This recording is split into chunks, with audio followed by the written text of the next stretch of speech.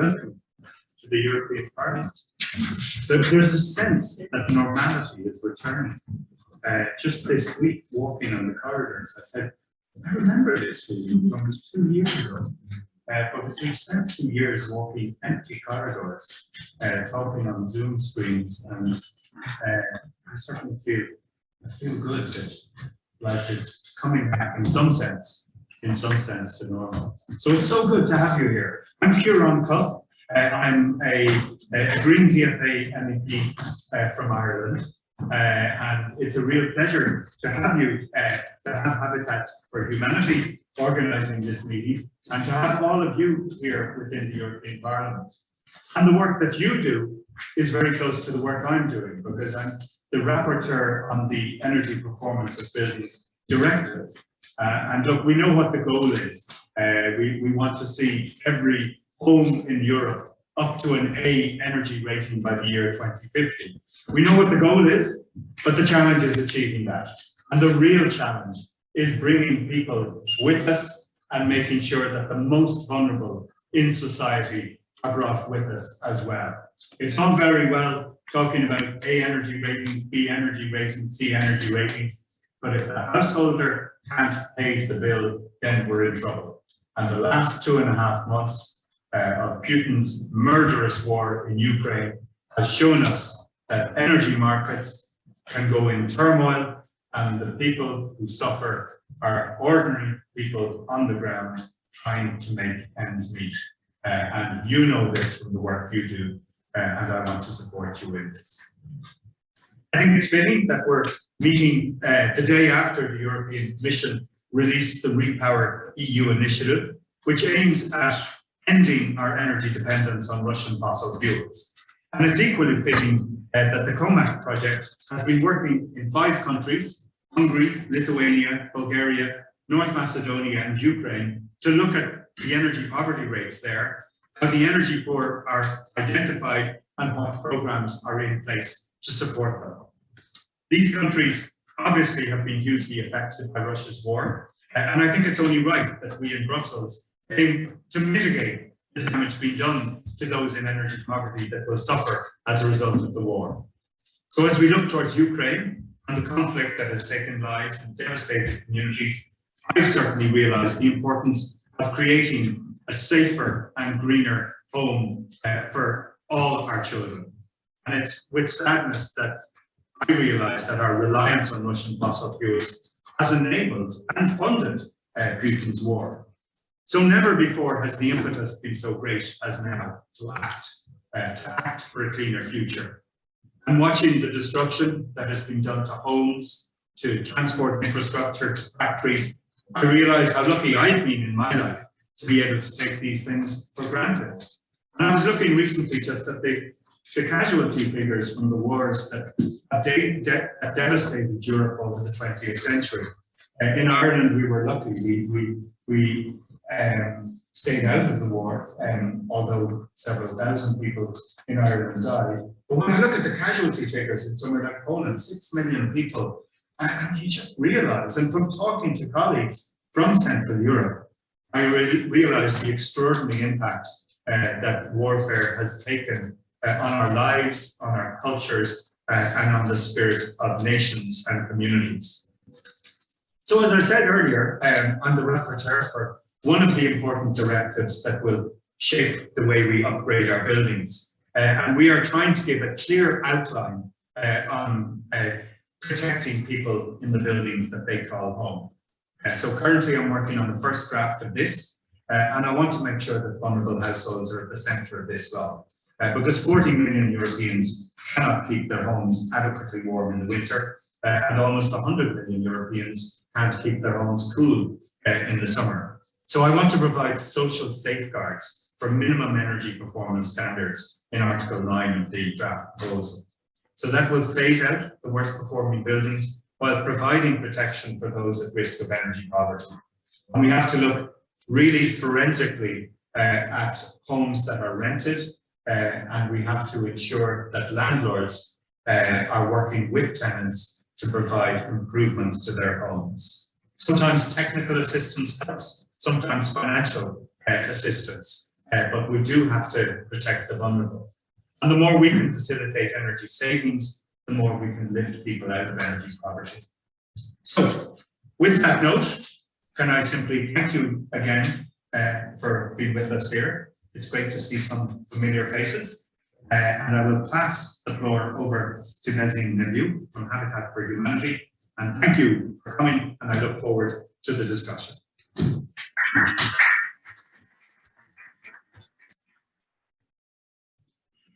like to start by expressing deep appreciation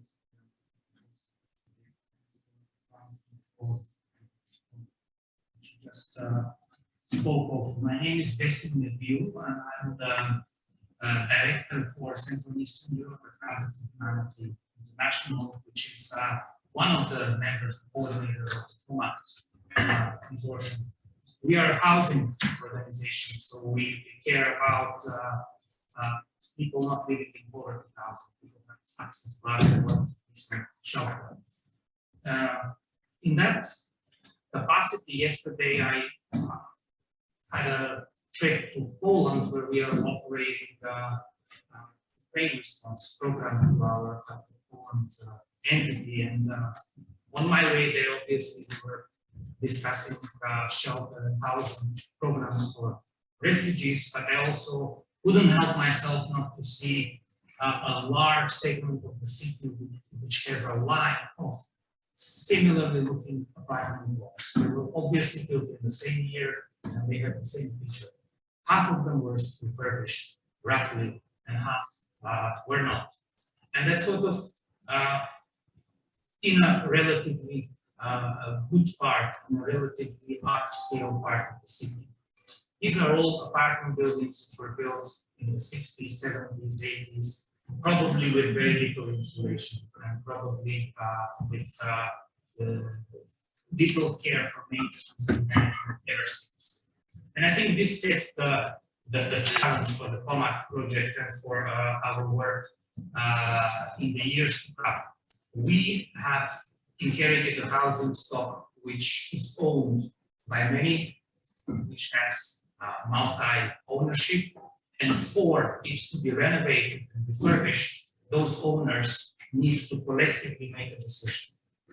Every renovation needs to be decided by the owner of the property. When it's one owner, it's relatively easy.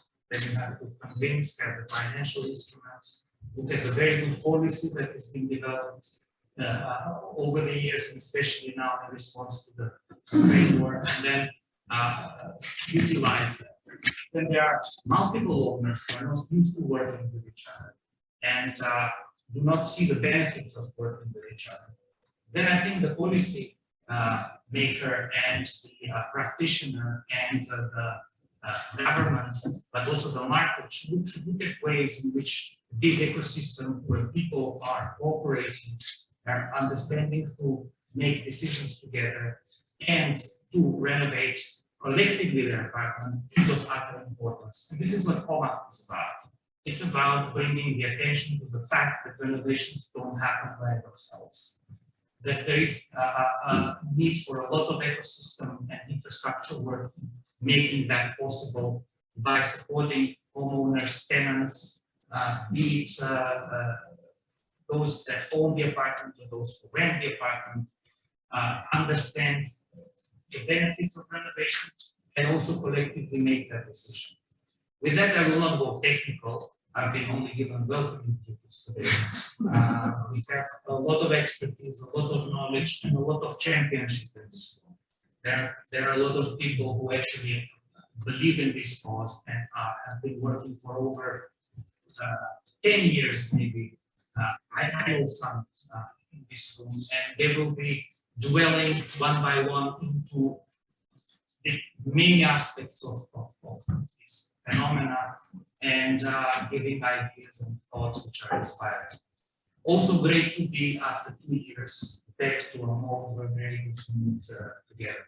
Thank you all for coming today, and thanks for the participation. Really looking forward to the outcomes. Thank you.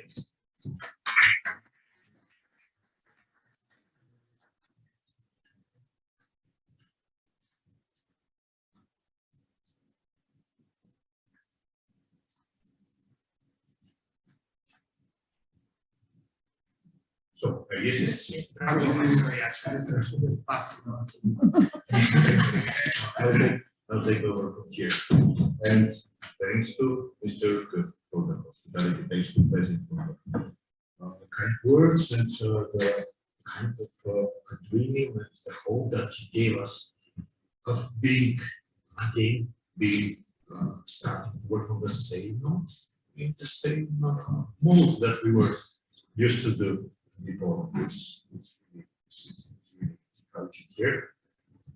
My name is Ruben. I'm Executive Director of Center for Energy Efficiency in Bulgaria, and I am so proud and happy to be a part of this community, a part of this group, and to be able to facilitate that first part of today's webinar that really comes into a very important moment where we had yesterday's communication with our EU, the moment where we have the negotiation of all files within the 455 and especially the EPBD, which is extremely relevant to our case.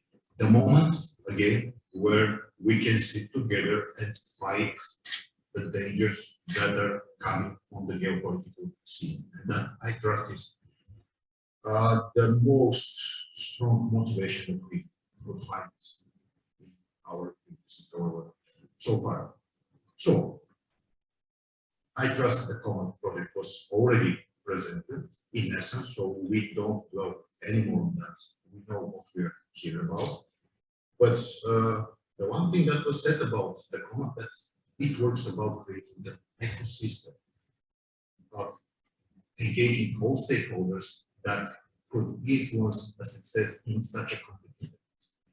And congratulations to Habitat for Humanity and Ukraine for finding such representative members of the ecosystem that we have here today in our session. Because when you look around, the cities have a key role to play.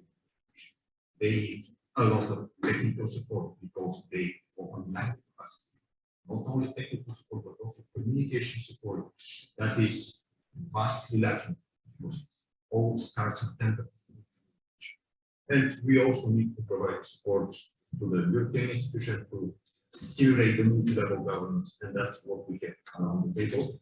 So I'm really happy to present our speakers. That's Helen Sidorov, EPA Policy Advisor.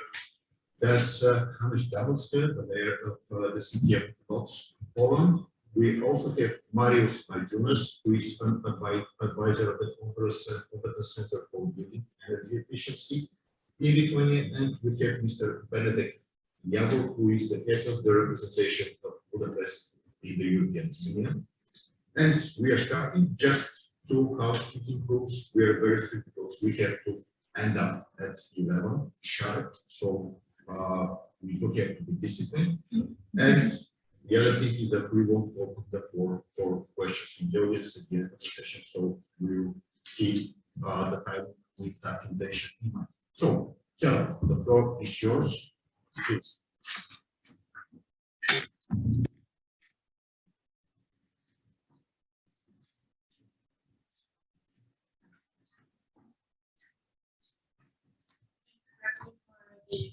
Good morning, everyone. I thought we gave a short intro.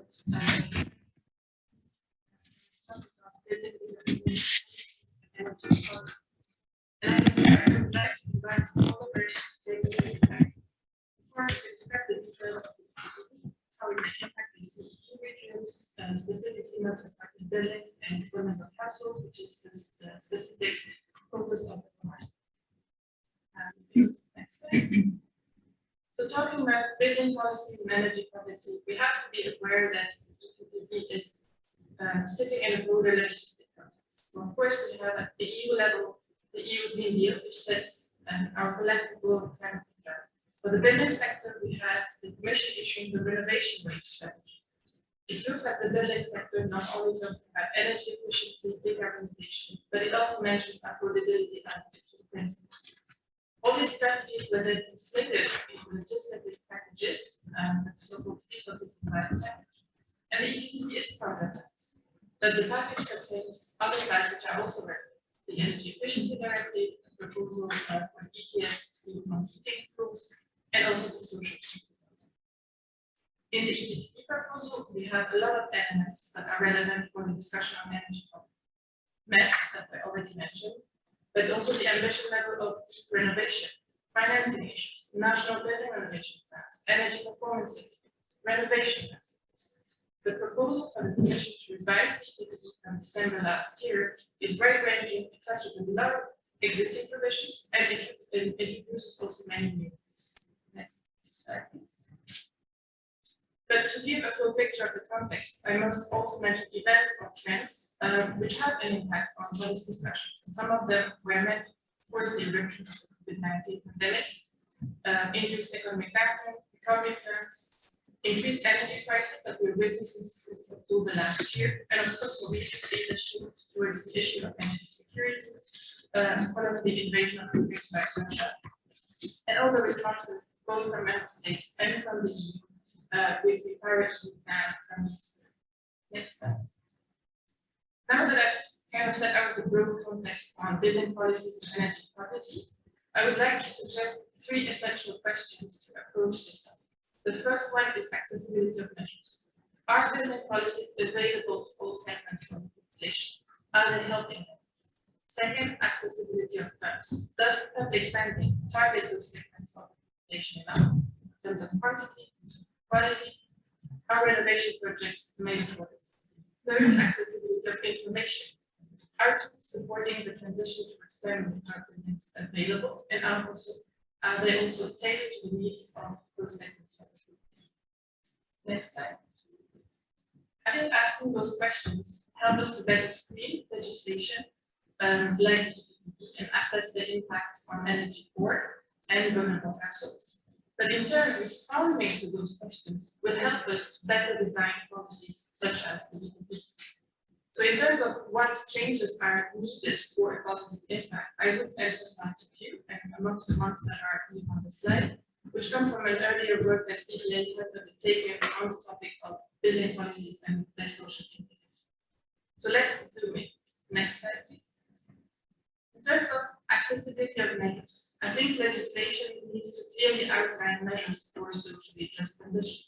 That starts with comprehensively defining energy poverty and using this definition also consistently across different pieces of legislation. The Energy Efficiency Directive provides such a definition, which is a welcome addition.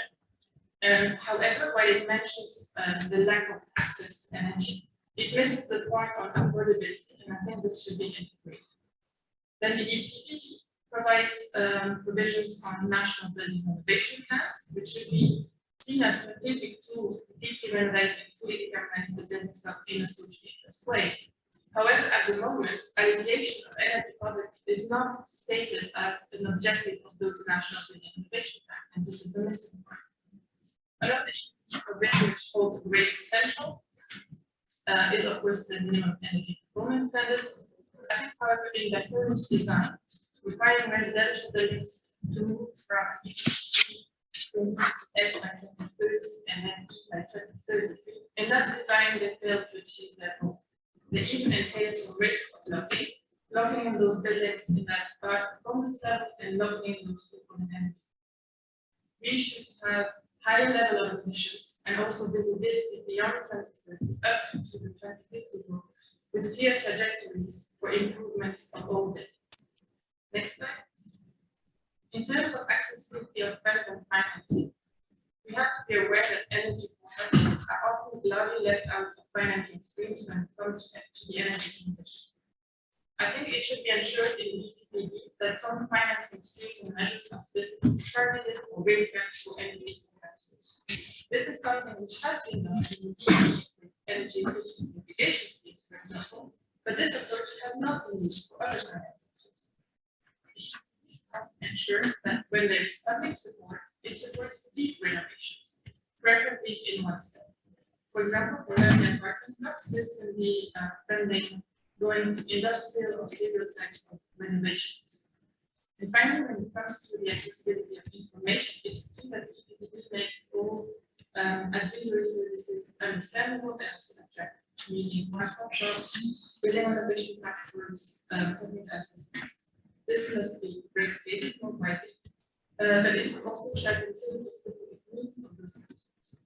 For example, more than truly technical advice on what technologies to improve and what steps to take. I think what is important is to organize community or a homeowners association to take decisions.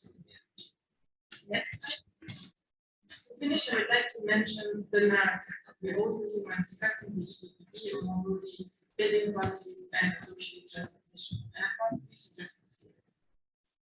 Why is the narrative important? Because questioning our narrative, how we think about those policies, help us design and implement them better on the ground and then ultimately achieve better results. First, we have to be aware that currently the prevailing narrative on the energy transition is that naturally it will lead to negative social impacts. And the response to that is we need to mitigate them or we need to manage them. Is this true? Of course, building decarbonization policies or the energy transition has both positive and negative implications. But then it's the objective of good policy design to ensure that the positive impacts are maximized and the negative should be prevented or if unavoidable, then should be minimized. My three suggestions would be here to shift the narrative and reframe the policy debates around energy and social policies. We should design integrated energy and social policies from the start and avoid work in silos and then fixing social implications as an afterthought of building policies, energy policies, which would be seen as only purely technical. We should also, the second suggestion is to support the role of EU-level policies against both the national responsibilities or flexibility. Member states are indeed in the driving seat legally to address some social consequences, but the EU has an impact, even though it doesn't formally have all the legal competencies on all topics, it has an impact. The EU level should be really active and take up that role and bridge gaps. And the third suggestion from my side would be to shift the scope of building policies, which are still often seen as an individual responsibility, to something which is a collective initiative. And we know, for example, that in terms of energy, poverty, and community-led actions, this is something that is still seen as a bit of a disconnect in the policy. Next slide. I think this was my last slide, and I give back the floor to Dragon and happy to discuss with this. Thank you, Carol. Then let's look for the specific suggestion for the narratives, for the policymaking process, and the messages that should reach our key audiences. And thanks also for pointing out that we should not remember in our everyday work that we have a long-term goal for our activities now implemented. And that's very, very important to remember when we go back home and engage in the national policy making process, because our mandate thinking often pushes us in the wrong direction. And here, by the way, we have a very good example of long-term thinking realized at the local level. We're very happy to have with us the mayor of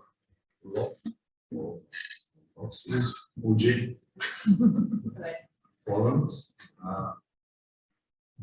She is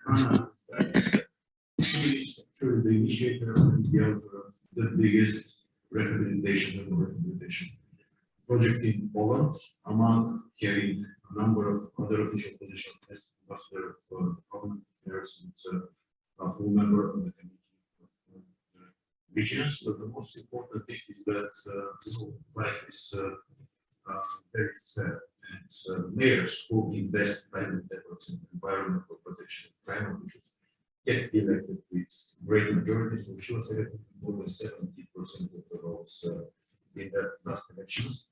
And I trust that we should give her the floor to listen to the message that she has to tell us regarding the role of development politics. Oh, thank you very much for your warm words. I'm not sure it's about me. I'm only the mayor since 12 years. It's just finished 12 years in the end of the year. So for me, it's something unusual to listen to small words about my activity. This is my duty, this is my obligatory, which I promised to my citizens when I was elected the first time. So once again, thank you very much. So, good morning, ladies and gentlemen.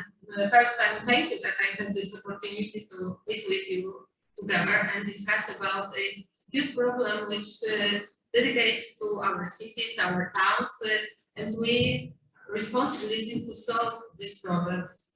Energy transformation and energy poverty affects people in our towns and cities and daily basis.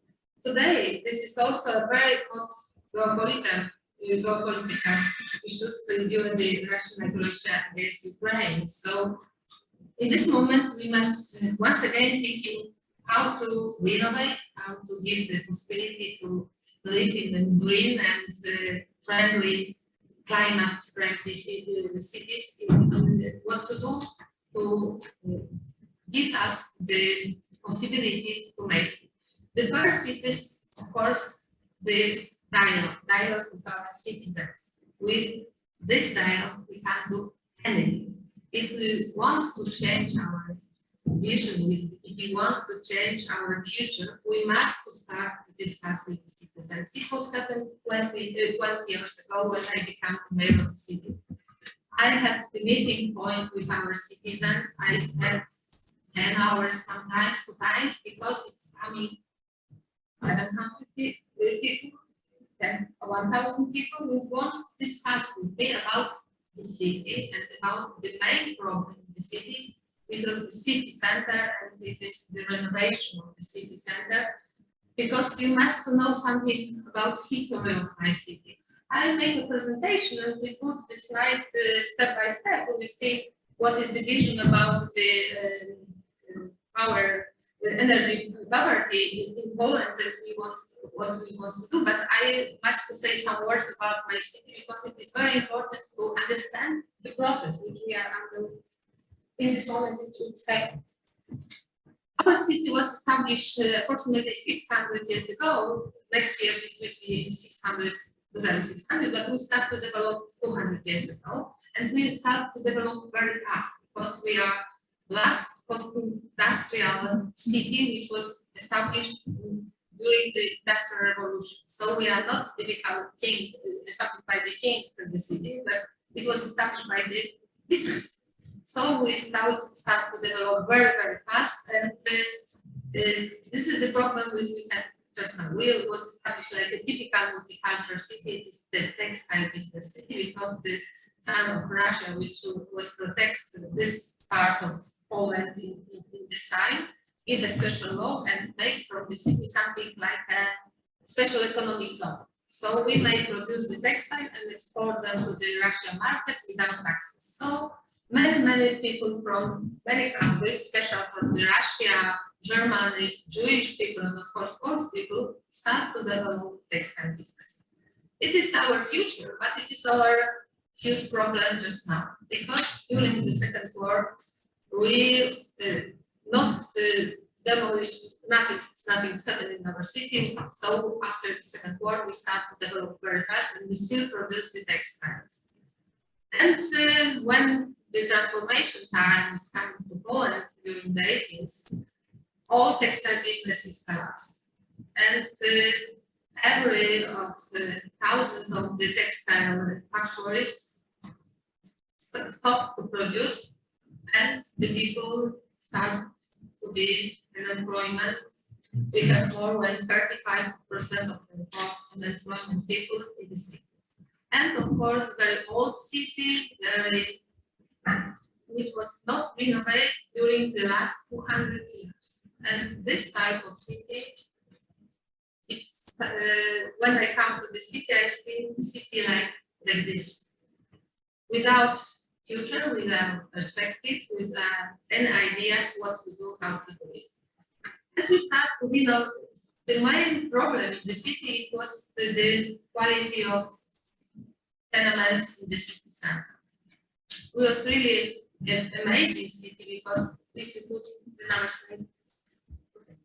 it was really amazing city because really it was a city which was like we said about our city like a small Vienna, because it is many tenements, palaces, residential, which was established by the owners of the fabric 200 years ago, and it was really beautiful. It was typical situation eclectic style, but this is the problem because the condition of this flat is very, very, very bad about these houses. They even not have the water and safety system inside. They even not have the possibility to have the toilet in the not in the flat, in the house. It was in the not in the houses, it is on the earth. So it is something unusual for the city in 20th century. So we start to develop the city and we start to renovate the city. So when we want to discuss about how to do it, so first is education, second is discuss with the citizens and have the possibility to have all the citizens like partners in this process. And third, of course, it is the money. Without financial, it is incredible to do anything in this time. We have more than 6,000 tenements with multi-flat. So we have a huge problem. All of them doesn't have a heating system inside.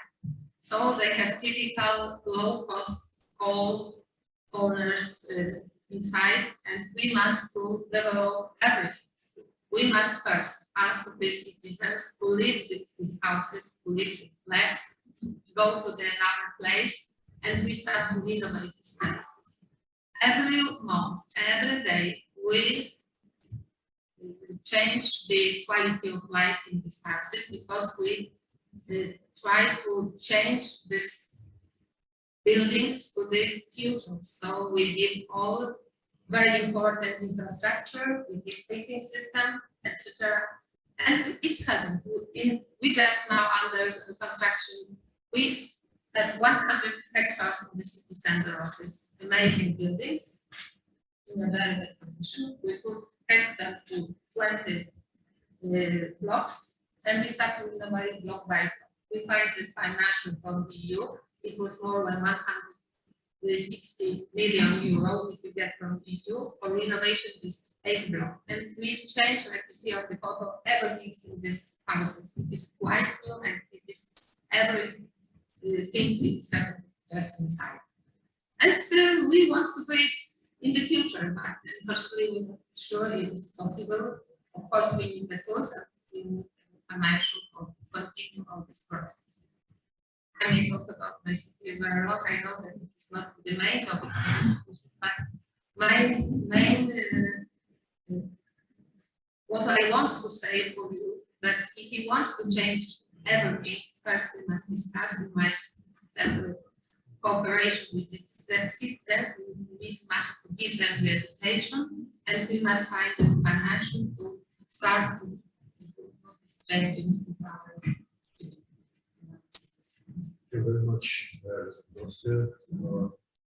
it's really a great message to see, and that the people will read it for more time at least during today's discussion.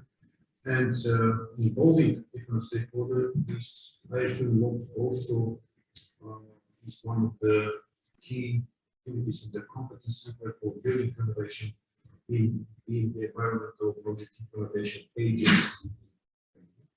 We have with us Mr. Marius Maidžunas, who is an advisor in that agency. He's a former head of the building renovation agency in Lithuania. And I'd like to ask him a very straightforward question.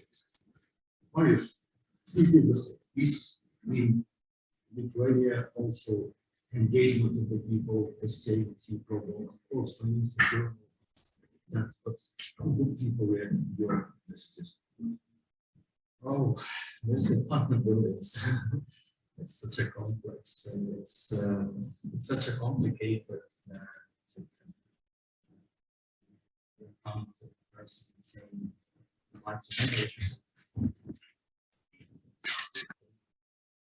where the money would come from. If there are older people there, it's not giving some figures that you will take a loan, I have to repay it, what should I do, how should I live, and how will I.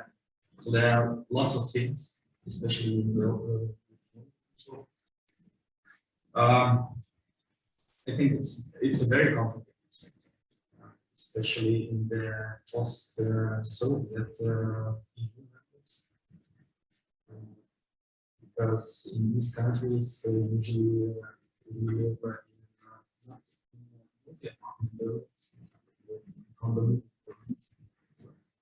Each flat is owned by a different person.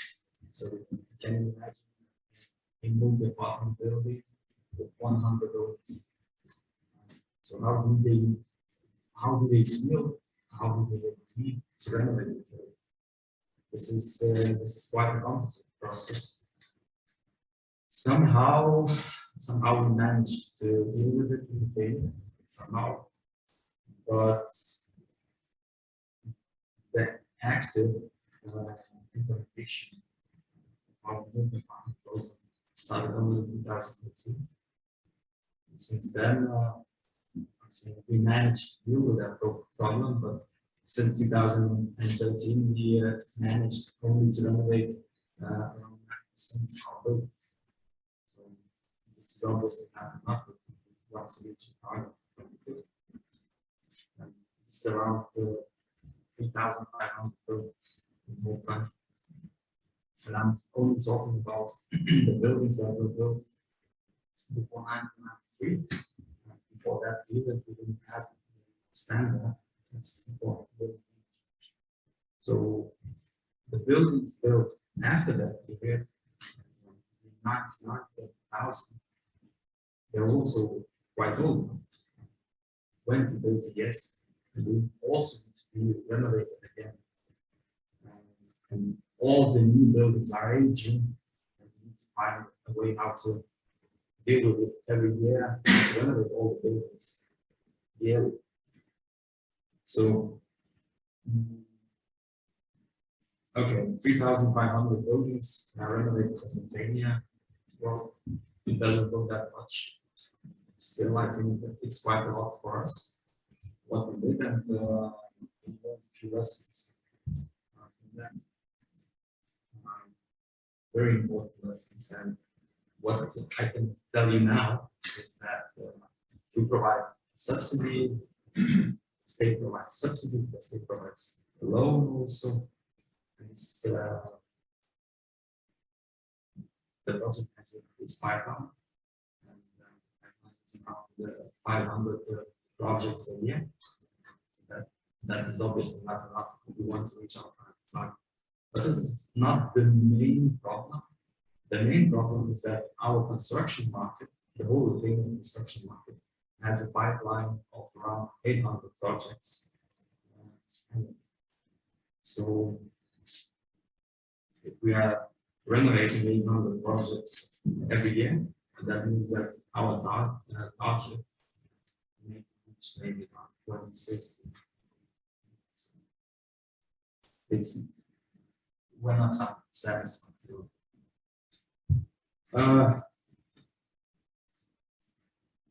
And today, when we have a war by our borders, there's another problem. We cannot get very important materials from Ukraine, and around 20% of construction workers in Lithuania were people from Ukraine. From Ukraine that fled back to their country, stand for what they believe in. So we have suddenly we have a huge gap in the construction market. That's even more bad news for us. So I'm concluding. So where I'm heading is that the main idea is that we need to change our renovation, how we do it now. Everybody's talking about prefabricated renovation. We're talking about European, about Lithuania also, our government is talking a lot of, but it's time to stop talking, to start doing something about it. Because without changing the renovation model, probably we won't be able to reach out on this. This is a balance also for the people who is dealing with one dealing with energy.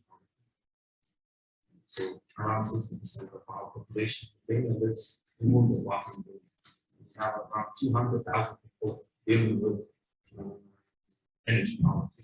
You can imagine how many persons, how many families needs this to be done as soon as possible.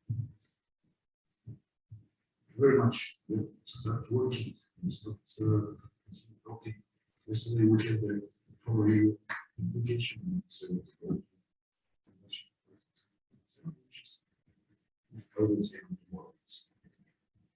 So that's the question for our speaker. Very happy to have with us Mr. Benedek Yavo, who's been in the Hungarian Parliament. He now leads the representation of Budapest, so he will be sent to the local. Are we able to do that? The committee now. To what extent that is the renovation?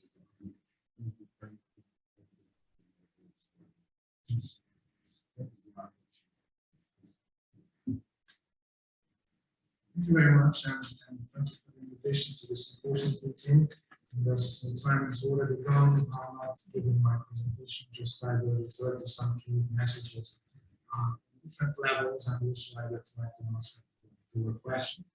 First, a little bit about the general context. We have to design EPBD and the European energy regulation package. First of all, I think it's important that for the city of Budapest, that's the starting point, that we are living in one.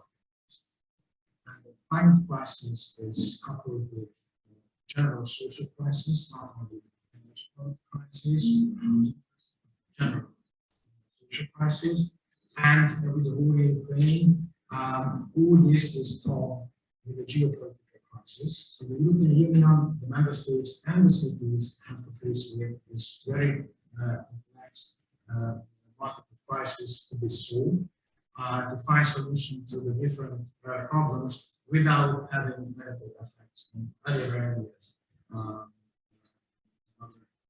regulatory field. For the city of Budapest, our approach is that when we are trying to, and of course, climate mitigation and cuts in emissions is the main priority of the new city leadership, which was elected in 2018. But from the very beginning, our plan was not simply to sketch up a climate strategy or a mitigation strategy, but to set up a complex strategy which works together with the people, which is created in the cooperative with the citizens of the city, and which offers solutions at the same time for our climate goals and the social problems. So when Budapest adopted its new climate and environment strategy, first of all, it was created in citizens, juries, and citizens assemblies held with the participation of a great number of citizens, and all the lessons learned from those direct democracy measures were incorporated into climate environment. As an outcome, in the heart of the climate strategy, there is a vast energy efficiency and building renovation project, but not simply with the goal to renovate as much building as possible, but to make it in a socially just way, in programs which are ESCO type or indoor type renovations, to make them accessible for the most vulnerable as well. We have very bad experiences in Hungary in the 90s and the 2000s. There were in Hungary renewable energy and energy efficiency programs EU funds were used to support households to invest in energy efficiency and renewables, and at the end of the day, 75% of money was used in one single district of the city of Budapest. It was the first district, the most well worthy district of the city, simply because it was badly designed, and there was a 30% support to the renovation projects, and of course, only those households had the opportunity to participate in the programs which are already well off. So instead of that, what we are doing is really to concentrate with the renovation to the most vulnerable households, and what we are designing is to include them into wave. And of course, for that, it's important to provide the necessary money, city, national, and level, but also it is important that it was already mentioned that the access to information is as important as the access to money or the subsidy. Because very often the simple problem is that the people are not, and it doesn't mean that they should understand that how the different technologies are done, but how to apply for participation in the program. So we started the program, and now we have a pilot project. We opened together in cooperation with the NGOs our first Renov point, which is a one-stop shop, which was already mentioned, to provide all the information needed for citizens to jump into renovation projects, to citizens, to owners, tenants, especially important communities, energy communities, and so on. Also, we prepared an action plan and concept for a metropolitan housing agency, energy agency, with the same ability to provide information and coordinate the programs. Though that was not born in the top-down way, because, as I mentioned, citizens from the very beginning and all along the projects are involved. We have our Solar Budapest program to improve, increase the share of renewable energies, specifically solar energy, and the energy use of the city in cooperation with the from Germany.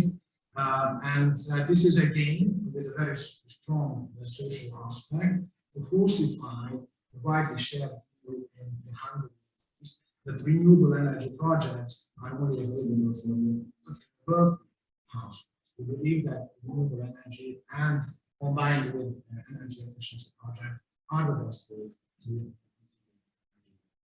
We have a new opportunity now. Just a few weeks ago, we received the information from the Commission that Budapest was selected as one of the 100 cities in Europe to become 2030. This is still a long way to go, and there are many questions to be clarified before we can say that yes, we are on the track. But we hope that this will give us some new opportunities and funding. And finally, if you let me speak a little bit about the EPBD itself, because I think it's very important to see that it's very good to have a good and strong EPBD. But what is extremely important, and that's from the experience of the past, that the implementation of the directives is extremely important. We already have 2020 projects, and we didn't met. And that's the problem that the member states and the cities very often, and the Energy Efficiency Directive, EPBD, and all the other energy related directives are simply not well. They are far from meeting targets. For being successful in meeting the goals, it's important to have the right financing. And in Central and Eastern Europe, I think that this is a problem.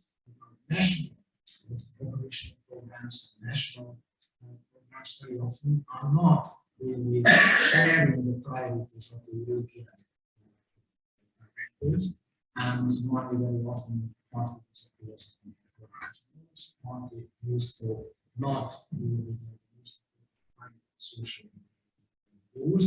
So good financing from the European level, accessibility of cities, because many of those goods should be managed in cities, so that financing should be available for the cities. And the actual EPBD, and there is an ongoing project doing very well, proposal on the table, and it will be published within 2 weeks. But already there are some findings suggesting that again, this EPBD proposal, we have many of the same problems with the previous one: unclear responsibilities, lack of administrative and enforcement capacities, sometimes outdated standards, and strong compliance checks from each side. So finally, there is a risk that we are going to have a weak, higher risk, higher rates of renovations, and so on and so forth. But finally, no really strong compliance check, and the implementation of it will be as good as it was. Absolutely. We don't need no EPBD. We are implementing the previous one correctly. When the process starts, there's still not in the nature of why not those. As far as I'm afraid to say, there is no time for questions, probably just one. Right?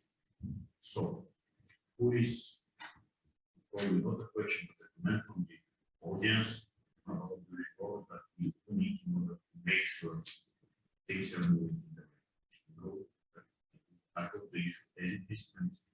We do not forget what we want to achieve at the end of the process. Please, if anyone will venture for a good comment or question.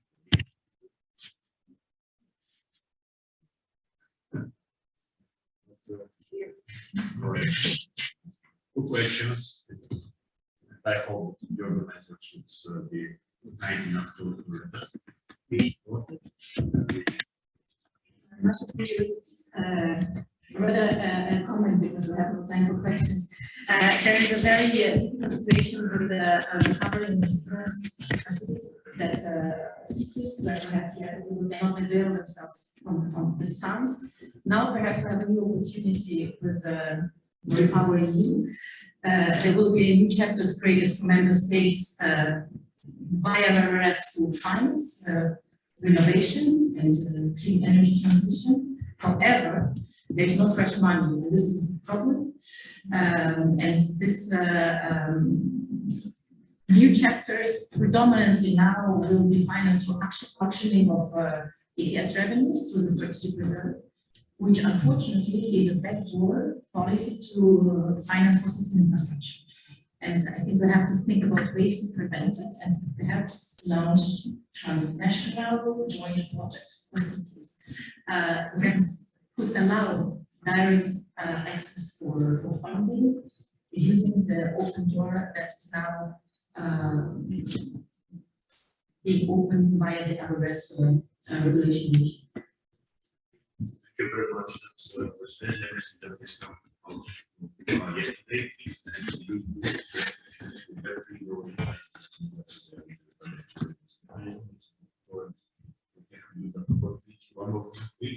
Thank you very much. I'm Freddie Sukush, I'm the comments, and my name is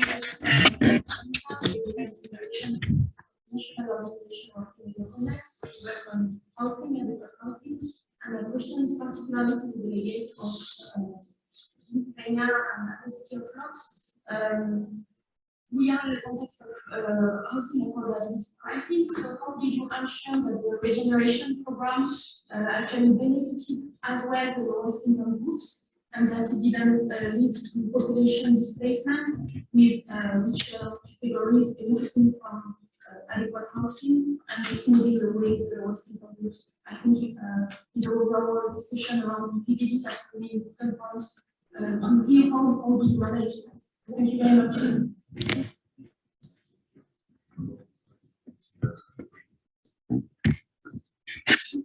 Could I say, if you are talking about what's the regeneration of these houses, we would come back with these houses to the citizens, which they need these houses. And of course, if they are still communal houses, so it is dedicated to the people which is not possible to rent or to buy the flat on normal market. So it is very important to support the people from this poor part of the citizens. How to say it is not nice to say that poor, but this which not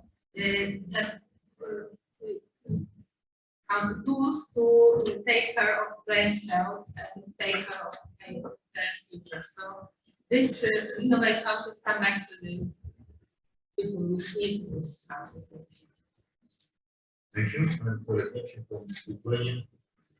So in Lithuania, our low-income persons are being subsidized by municipalities to pay their monthly energy. So if the building is renovated and then coming loans is being added to the bills, the same person that is being subsidized he will apply. He will ask to get subsidized, and he will be all the payments for the renovation will be paid for him, as long as he's a low-income person. Thank you very much. Really important questions, because that's what in essence is that we have to care about everybody who's affected. We have to take care well, not forgetting any decent result. That's, I trust, is a very good conclusion for the first part of the seminar. Thanks to all the speakers for the very informative presentations, and most importantly about the message, the very strong messages that were conveyed from the table. Thank you all for the active participation. We're continuing, of course, we just have a 5 minutes break to stretch our legs, and we're moving on to the EPBD round.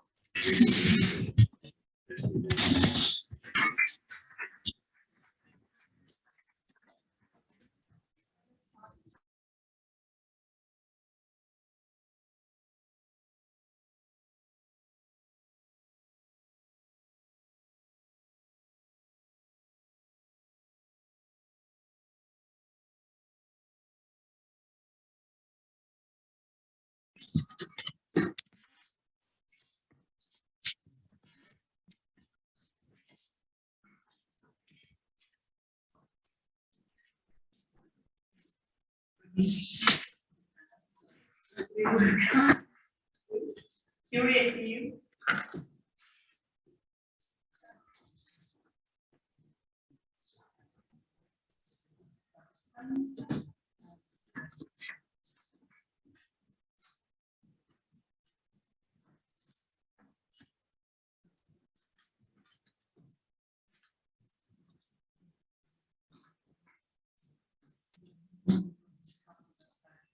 No surprise.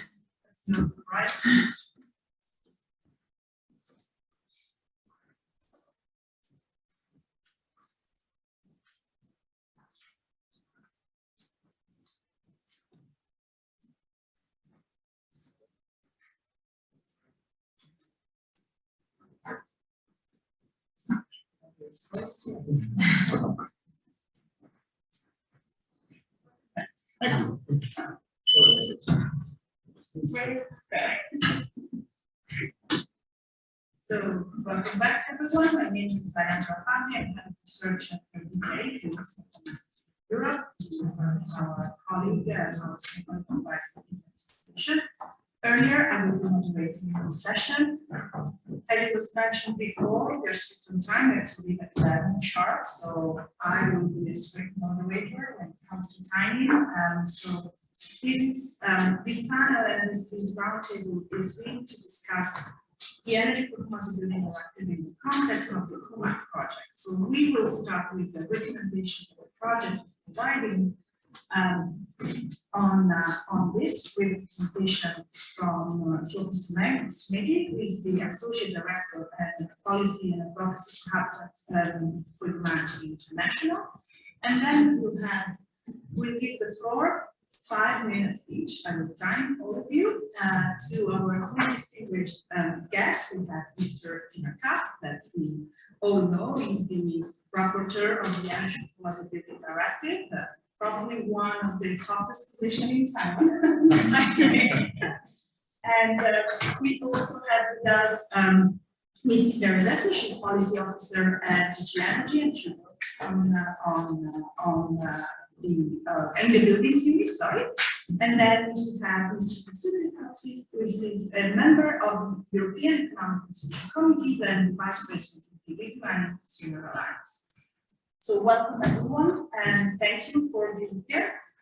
Without further ado, Georgi, the floor is yours. Thank you very much. It's a great privilege to be here to present what we learned from our projects in the last year, especially from the ComAct project. We are focusing on how to scale up the renovation of owner-occupied multi-apartment buildings. And we were very happy when Mr. Kaff was the rapporteur of this previous report on the maximum energy efficiency of building in Europe, which already acknowledged owner occupation as an important segment.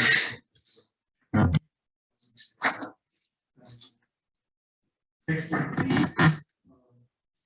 First, I will talk about the high-level policy context we want to hold this conversation.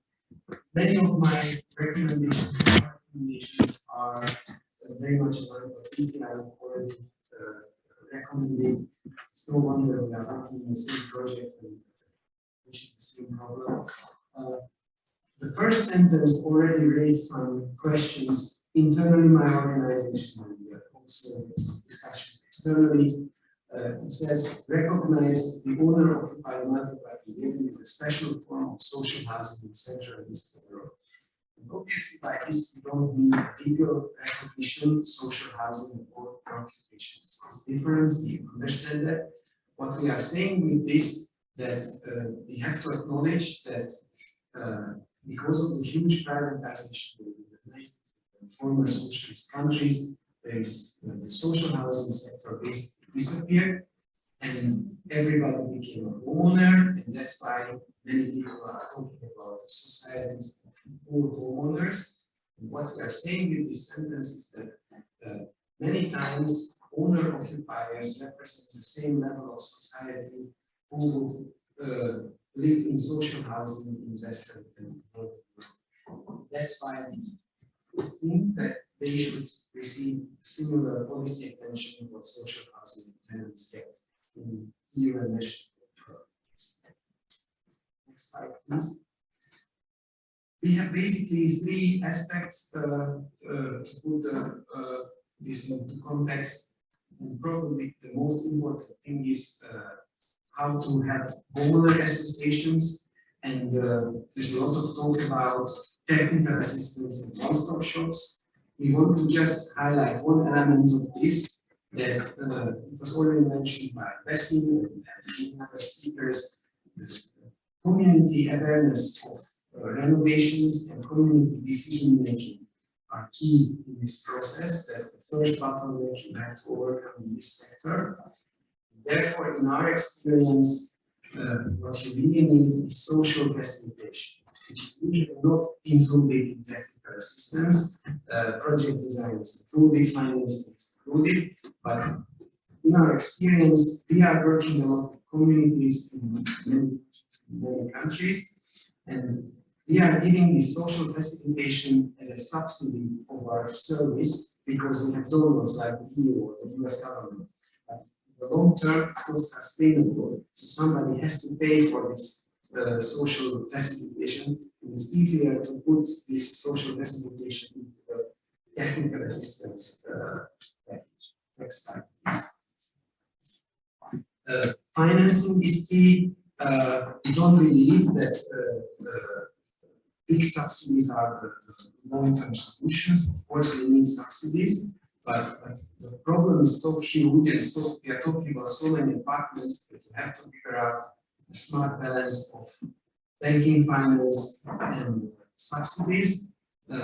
We can spend a whole week on what kind of subsidies should be tailored for this, but it's very important also not only to talk about subsidies, but we need community loans, loans for homeowner associations. And I think the EU and national governments or central banks should help commercial banks to develop loan products for homeowner associations, which already happening in some countries, but it's still need to scale this up. Next slide, please. And then for the one-stop shops and for the technical assistance, we believe the most natural hub for that would be local governments, municipalities, because they are the closest to the people. Of course, we don't expect that they can do it with their current resources, but I think the easiest way to create this technical assistance and one-stop shops if we capacitate local governments to provide this service to the citizens. Next slide. And now I will turn to some very concrete measures in the EPBD proposal adopted by the Commission. There are several passages we very much appreciate and like. In the preamble 47.47, there's a very strong sentence that financing alone will not deliver on the renovation needs. I think it's a very provocative sentence in the policy document. I think very happy that this sentence is there because it exactly acknowledges the problems we are facing. First, we need an enabling environment, including empowering the community, and then we can talk about finance. Next slide, please. There are two specific articles we really like. The article 15.2 talks about home ownership. That's the article which acknowledges ownership. And article 15 talks about the one-stop shops and homeowners. Next slide, please. Then we have some very concrete proposals, and this is for the Parliament review. Specifically, we would very much appreciate the Parliament committee to consider some of these recommendations for your review. We believe that we need to strengthen the language of owner-occupied, non-occupied buildings ownership. So, mentioning several times when it comes to targeting policies and targeting interventions. And also, we would very much appreciate the term homeowner association would appear in the legislation, because that's really the legal term we use in the national legislation. Next slide, please. And we have two specific text recommendations to add to certain articles. One about the one-stop shops. That's where we try to formulate this technical assistance, where we are saying assistance should include social facilitation. This service should be provided by independent experts and paid by national or local government subsidies to ensure scaling up renovation of these buildings in a sustainable way. We believe that each renovation project should have a small percentage dedicated to this facilitation. It's very small money compared to the price of insulation and scaffolding, but without this, it's very difficult to scale up renovation in this sector. So there should be a process and steady funding, small but steady funding. And the last recommendation we have is about this renovation loans that the EU member states should enable financing institutions to provide community loans for homeowner association. Thank you very much. We didn't finish on that time.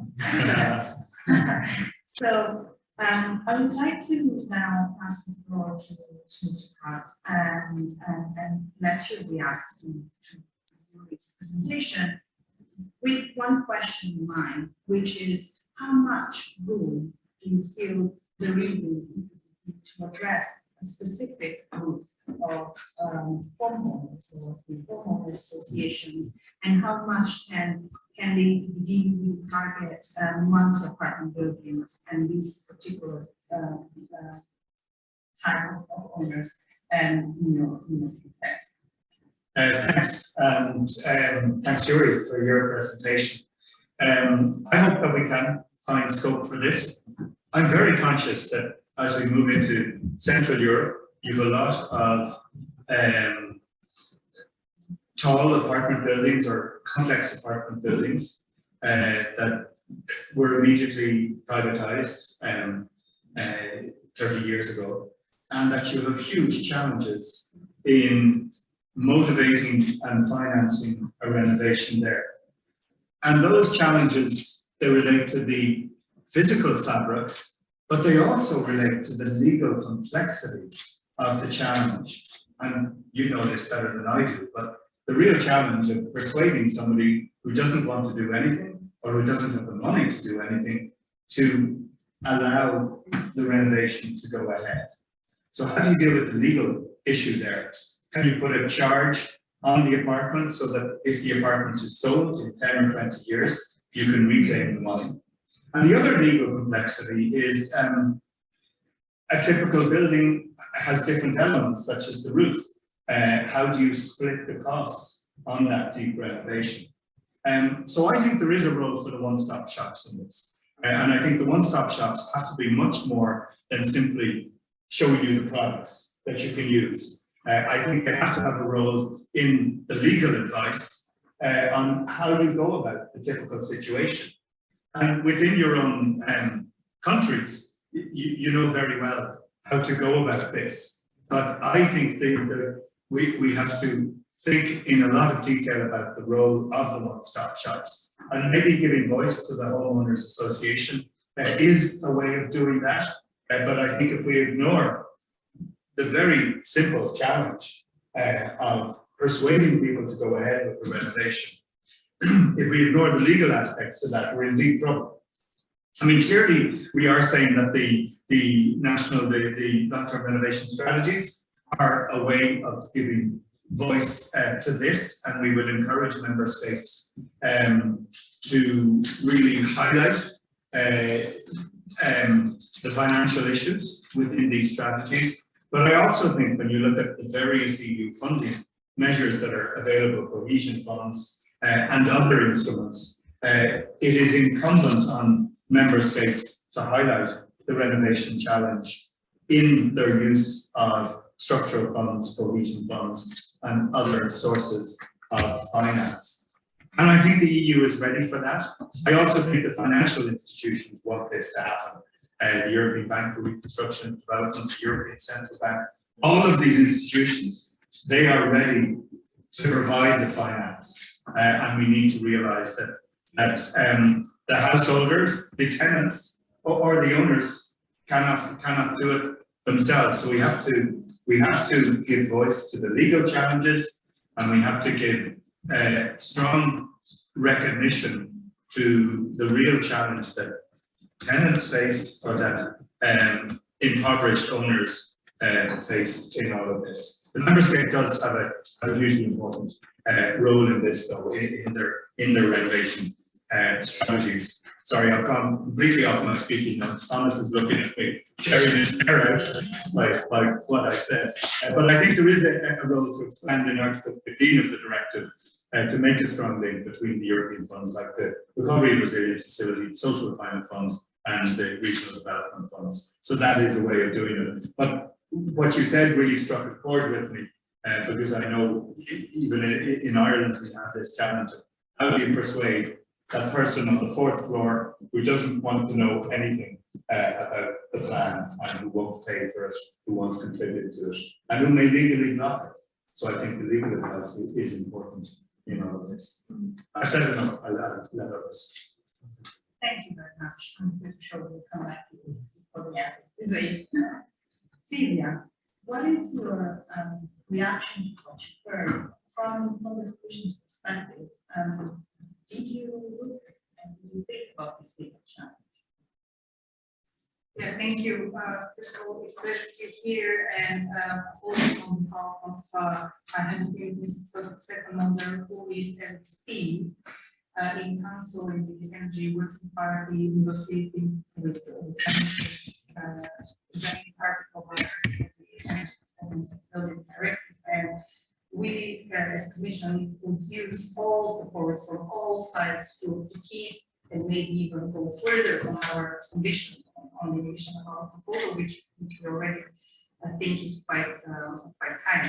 Now, just a quick reaction on the policy context. Of course, we are fully aware that buildings have a big influence on EU citizens and households' economic conditions, and EU citizens spend about a third of their consumption on housing, and we are sadly aware of the shocking numbers of 40 million Europeans not being able to keep their homes and to be warm, numbers which have in all likelihood increased with the current situation on energy markets.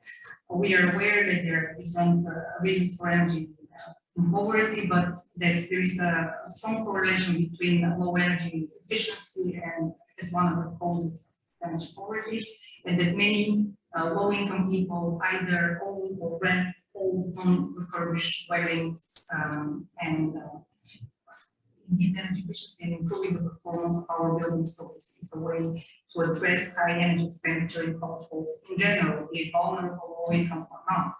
Now, there is a special case in post-communist countries in Central and Eastern Europe, Southeastern Europe, which is very near and dear to my heart, because even though for 20 years I no longer live in my home country, Bulgaria, I told the countries in the scope of their project home. And I'm quite aware of the housing stock and the challenges. Significant percentage of mostly owner-occupied multi-family apartment blocks that were built in the 50s, 60s, 70s with no consideration at the time of energy efficiency or energy performance, often with very low structural quality, severe maintenance and renovation backlog, damages and efficiency in structure in the fabric situation. And of course, what was already raised and what the project is about, the complex decision making.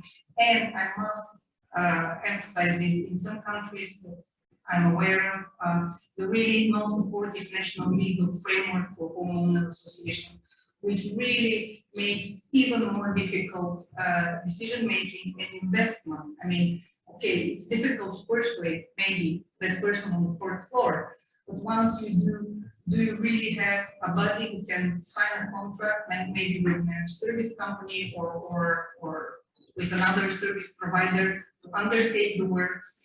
And is there a legal framework that allows this big legal person or another formation to guarantee any loan or any financing with a private investor? If the person on the fourth floor decides not to pay, is there a quick procedure to recover any arrears or dues? So that's one aspect. Another aspect that is quite, I think, specific to this region is the problem of uninhibited dwellings, which in my home country, Bulgaria, if I'm not wrong, some years ago was reported by national authorities to be full 30% of the housing stock, which is huge. And of course, it's concentrated in small towns. So it's not in Sofia, it's not in the big cities. And how do you persuade people to invest in a building that they don't really use? So I fully agree with your observations that there's a fundamental importance here for homeowners to receive information and guidance from trusted organizations and absolutely yes to social facilitation. I've prepared a few general points on the EPBD recast, but thank you, Helen. We have already gone through most of those, so I'll really try to zoom in maybe the most relevant instruments, even if they're pressed by time and no company. from your time. It's Okay. okay, good. We can. Of course, we have, I think, the EPBD recast proposal offers really a portfolio of policy tools to address multi-apartment buildings, most importantly, minimum energy performance standards, and even more importantly than the standards themselves, they're enabling the framework, including appropriate financial measures, integrated financing schemes, technical assistance, removal of existing barriers, and again, I'll come back to the, I'm sorry to say, the national legal framework for homeowners associations, what they can do, how they can advance their case, because there is a legitimate case, and they are really well-placed actors to hold the hand of homeowners in the journey to renovation.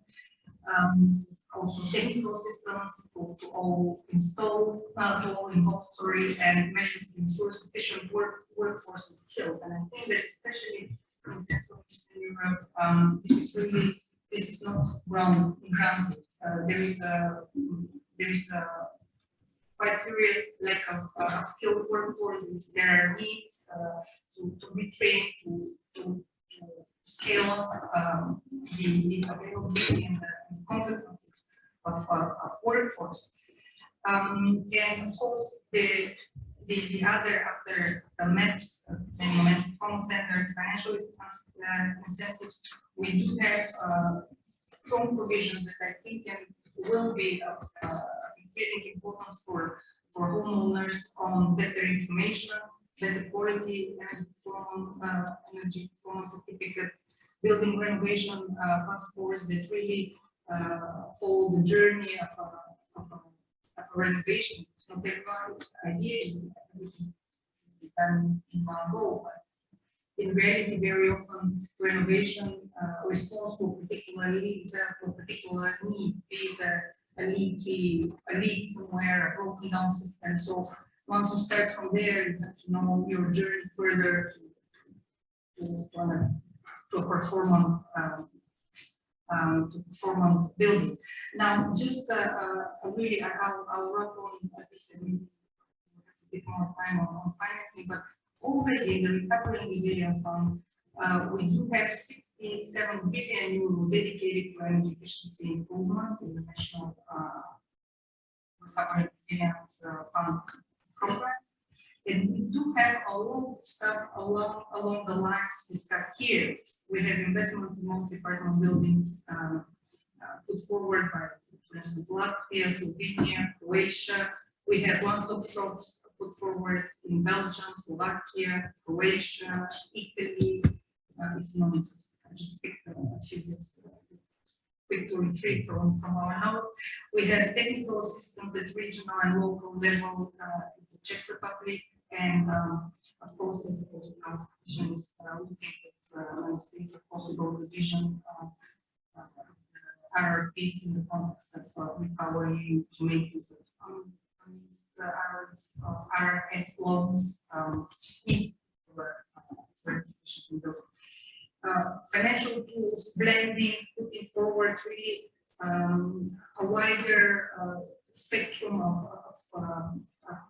instruments, not only subsidized renovation, but microcredits, blended loans, combinations of direct grants, tax incentives, mortgages, and of course working with experts and almost it works at residential level. We've seen it in many countries. So there is, I think, a strong potential to replicate what has been done in the countries, be it prefab, one-stop shops, replicating financial engineering.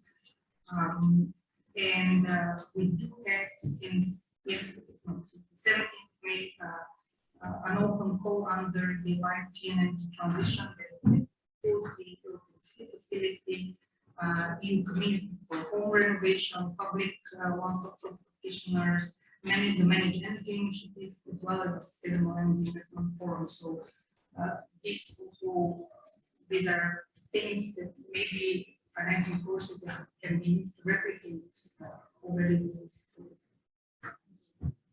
I hope I think this from a Lithuania, it's a national perspective. You heard the big European picture. What is your reaction?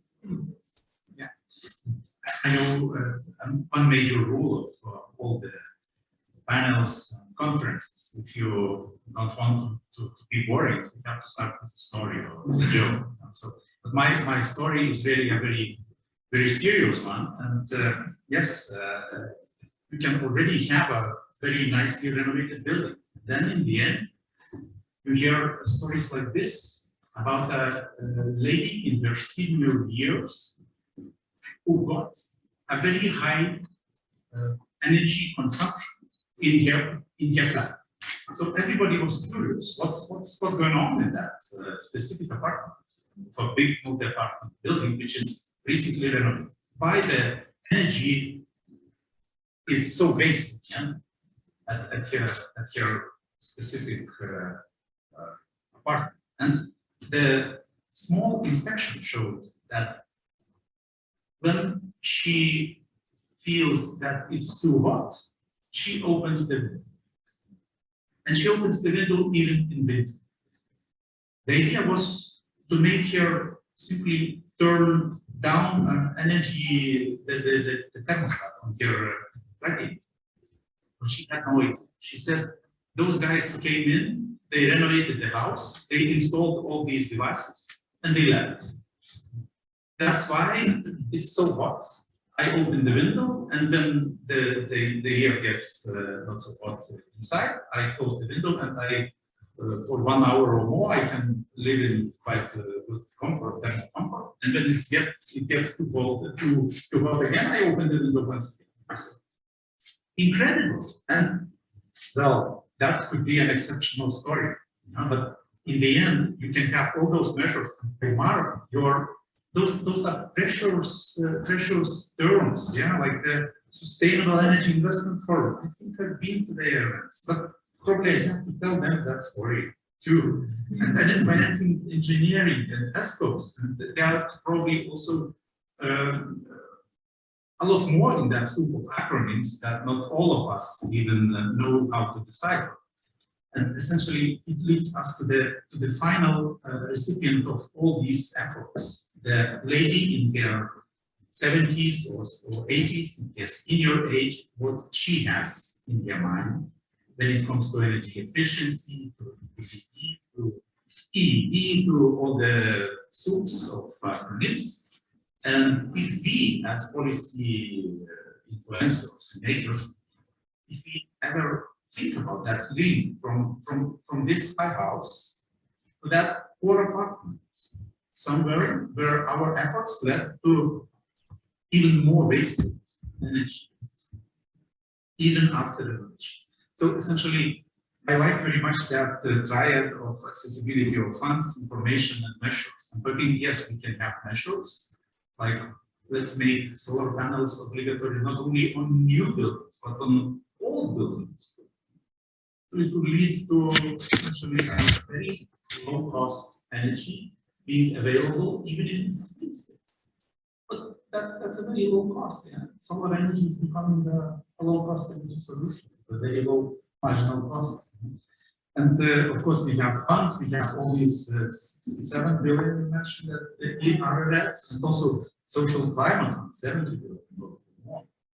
If member states are able to add this. So all the things are in place, but what is lacking the most is, of course, the link with ordinary citizens, the link with house owners associations, the link with those people who provide advice at the local level, at the municipality level. And ComAct is trying to fill in this gap. I come from another EU project, which is STEP. I have to check in this booklet. Yes, we were able to provide energy advice to 16,000 consumers. Out of these 16,000 consumers, 16, they are probably now, they are spreading the word, and probably there are less those senior ladies who open the window instead of turning off the thermostat. So, but again, it's nothing to celebrate. if it is up to an NGO or a consortium of NGOs, like our consortium here, the ComAct consortium, or the consortium which I'm in that STEM project, it's essentially a very poor situation. Let's be very frank. If a handful of EU financed projects has to do the job, which essentially has to be done at the national level very, very seriously, yeah, it's a misery. It's really a big problem. Why should we do that with our, I don't know, 20+ million of financing dispersed among 8 or 10 projects of Horizon calls or life calls, when it's essentially a matter of national governments which have to invest those billions available already, not so much into technical measures, but into simply making citizens aware of the so that's what I want to raise as a major problem. So because even the best legislative package Fit for 55, Fit for whatsoever, may not be enough to achieve their goal, or that achieve their climate neutrality and energy efficiency, energy savings and energy sufficiency. So it's like a never-ending work. So my call would be, let's make all things possible to institutionalize citizens' information provision. If there is any tool at the EU level, I think it has to be exploited much more. That's it. I'm sorry for taking 2 extra minutes from your time. Thank you very much. I think the only comment I have to what you said is that even if it's produced by renewable energy, it should be renewable energy, we should not waste energy. I think that it's a very important point to come across and to make sure that this is one of the EPA's strongest, fiercest battles, and also as a research organization. Now, instead of asking follow-up questions to you, I would like to open the floor to see whether some of our participants in the room have some questions. Yes.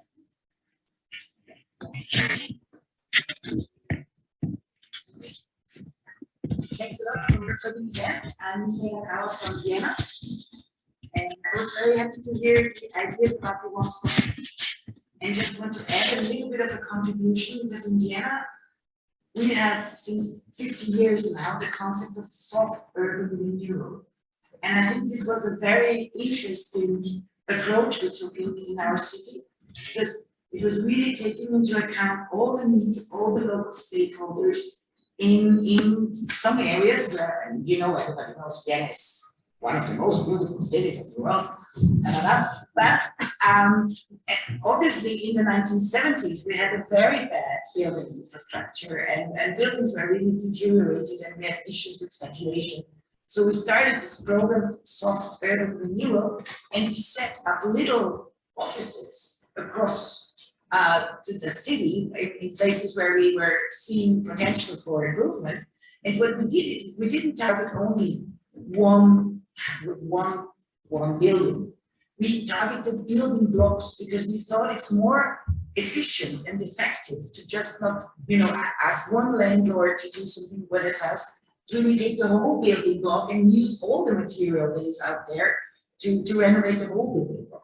And the other thing about the one-stop shops was that they were not only technical advice, they gave ideas about how to address funding, finances, city gave loans, guarantees, and binding conditions to where public money or where guarantees were involved. There were binding conditions with regard to regulated rents, limited rents, and also we were asking for free flats to give it to the city's housing stock to people who were in need of housing. So this was a very holistic approach. I think this, and it was social, not only technical and financial. So I think this model may be also something interesting to, somehow integrate in all these interesting thoughts. And the other aspect, I'm sorry, I have to say that because I didn't say today, we're talking about energy poverty. And we did not mention once that this is also a big issue with regard to gender inequalities. We know there is a gender pay gap. We know there's a gender pension gap. It's still, I think, a shame, for a wealthy society as the European one, but it's a fact. It's going to deteriorate with what's going on right now. And it's already been there. We've been highlighting this for several years now, and I think it would be worth in 2022 when we talk about energy poverty and start, developing all the tools that the EU has to really also take a closer look at the gender bias in energy poverty and affordability. So that's a pledge, maybe. Thanks. Thank you. Yeah, I think it's such an important issue. I think the reality is that the people who raise their voices loudest are often those who are least in need of support. And as always, it is the quiet voices in the room, the meek, to use that English word, who often aren't looking for much and who really need it. And I mean, going back to the stories, we all have them. We all have the kind of older couple who say, we don't want anybody to do anything to our house ever. So behavioral change, communicating, and bringing people on board, it's a huge challenge. And I know in my own city of Dublin, we're not very good at that. We kind of, about 10 years ago, we said, oh, we have to make sure people do the right thing. So we said, we'll have tenant training. And I had this image of all the tenants lined up, being told what to do. You have to work with people. And we know from energy communities, we know from, you all know from the work you do, that you have to listen to what people's concerns are, what people's worries are. And you have to work with them on that. You really do. And you have to make it easy. Even the simplest message of you can turn on and off your radiator with the control on it. I mean, within my family, we have rows about these things, so I know everywhere else the communication is really challenging on this. But I think we do need to. I think it is important within the long-term innovation strategies that we have to report on energy poverty, and it shouldn't be a simple figure. It should be looking at energy poverty by age, by gender, by ethnicity, because we know that energy poverty is concentrated within particular groups, whether it be women, or whether it be immigrants, or whether it be other groups in society. And if we don't measure it, we can't tackle it. So, as always, we need better data, and we need to act on that data. So if we can do more within the directive to encourage that, we will. Thank you.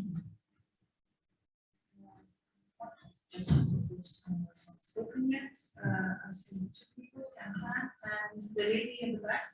Yes. Yes, go ahead.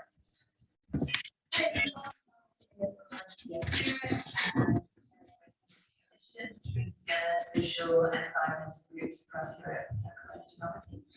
First of all, thank you so much, and also to really reiterate the homeowner association side of it, which I think is often omitted from our discussions here in Brussels, where we focus more around tenants' rights and split incentives, which is of course an issue, of course, in Central Eastern Europe, but it's really great to see that as a clear message. I just really wanted to comment first on the one-stop shops, and then have a question towards Kieran as well around financing and EPBD. So, just to pick up on Sylvia and Georgie's points on the one-stop shops, I think it's really great that we're actually delving into what this means tangibly for people on the ground to have access to renovations. So we go beyond the abstract in principles of MEPs and how important these regulation plans are, to actually saying this is one of the only ways that the EU Green Deal is going to see the co-benefits on people's doorsteps. How do we get the EU Green Deal in a very, it's crucial for the social acceptability of them. So with the research that we've been doing at the Rights of Energy, it's very clear that the one-stop shops are absolutely crucial. However, something to really note, and I really like Dougie's approach with the municipality based, is that these have to be not-for-profit, because as soon as they become business interest, people lose trust. People lose the ability. If you bring someone and say, I'd like support, and my energy bill is really high, and they start selling you something in their own interest, people close down. These are often people who are already feeling quite vulnerable and fragile and reaching out for support. So we really need to ensure that these are not-for-profit, municipal, or have integrated into social services already.